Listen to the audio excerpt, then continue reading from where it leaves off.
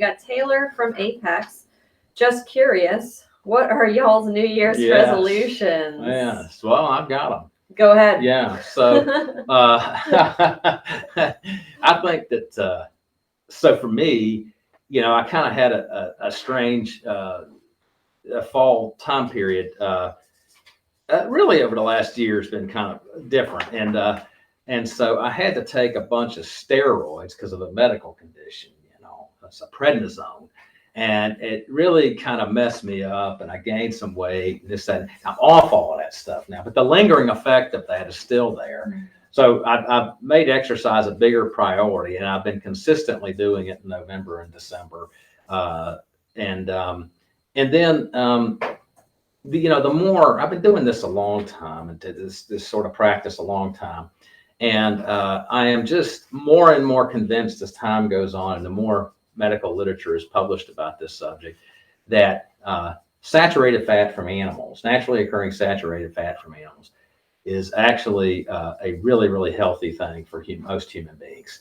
And so I'm increasing my intake of that and decreasing my intake. If you're going to be a scientist, that means you have to be a skeptic.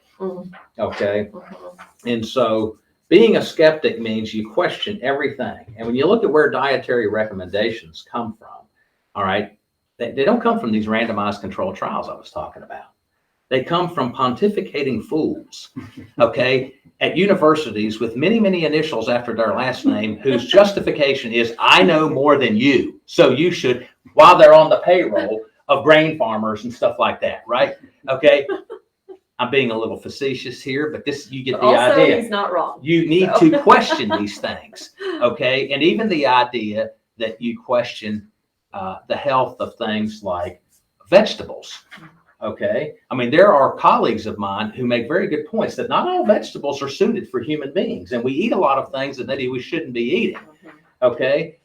And so for me, I think that, keeping that mindset and eating, I know that my body works right, feels the best, and I lose weight when I eat a lot of animal fat, butter, cream cheese, the fat off of meat. These things are good for you. They're good for me. My blood pressure is good. My blood sugar is good. My weight comes down. I feel better in so many ways. So that's really, as a New Year's resolution, I've already started that, exercising and then staying focused on that, and keeping a real skeptical mind about everything else that goes in my mouth.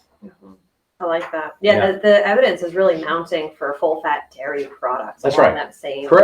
Along that same vein, we really have to do better about getting away from the fat-free and low-fat dairy, because the fat in there has actually been shown to improve things like blood pressure, cholesterol, weight, fat around the abdomen.